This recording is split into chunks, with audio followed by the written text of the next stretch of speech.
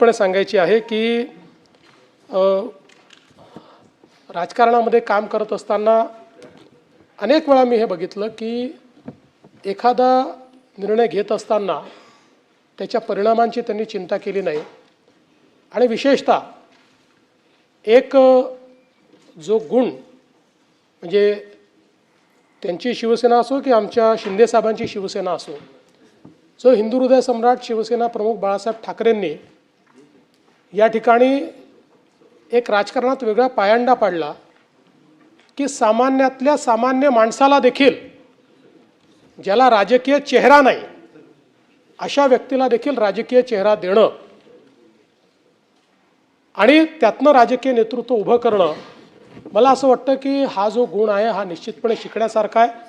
बाळासाहेबांनी निश्चितपणे तो गुण आपल्या सर्वांना दिला, उद्धवजींनी जोपासला. आज शिंदेसाहेब देखील आपण जर बघितलं तर राज्यसभेच्या यावेळच्या निवडणुकीत त्यांनी ते जपण्याचंच काम या ठिकाणी केलेलं आपल्याला पाहायला मिळतं.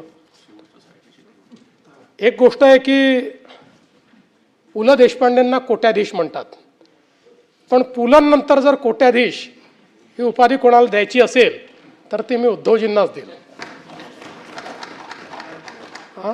हा अर्थात नाही, ते कागदांच्या नाही, शब्दांच्याच. आणि मला असं वाटतं की त्यांच्या बोलण्यामध्ये अनेक वेळा आपण पाहतो की मिश्किलपणा असतो, अनेक वेळा सहजतेनं, म्हणजे त्यांची जी काही भाषणाची पद्धत देखील आहे ही देखील अतिशय सहजतेनं बोलण्याची किंवा एखाद्या संवादाची अशा पद्धतीनं ते या ठिकाणी सातत्याने बोलताना आपल्याला दिसतात.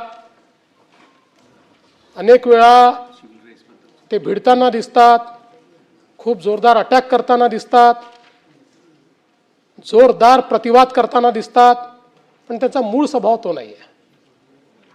त्यांचा मूळ स्वभाव जो आहे तो मला असं वाटतं की थोडा शांत आहे, संयमी आहे, संबंध ठेवण्याचा त्यांचा मूळ स्वभाव आहे. पण राजकारणात आपल्याला वेगवेगळ्या प्रकारचा आवेश आणावा लागतो, त्याप्रमाणे तो आवेश देखील आणताना आपण त्यांना पाहतो.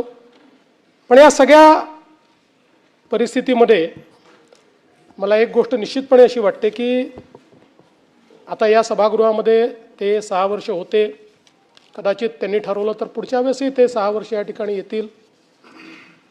पण उद्धवजी, आम्हाला या सभागृहात तुमच्या कोट्या कमी ऐकायला मिळाल्या, त्यामुळे जर तुम्ही निर्णय घेतला आणि पुढच्या वेळेस पुन्हा आलात तर जरा जास्त कोट्या तुमच्या आम्हाला या सभागृहात ऐकायला मिळाव्यात, अशा प्रकारची माझी अपेक्षा आहे.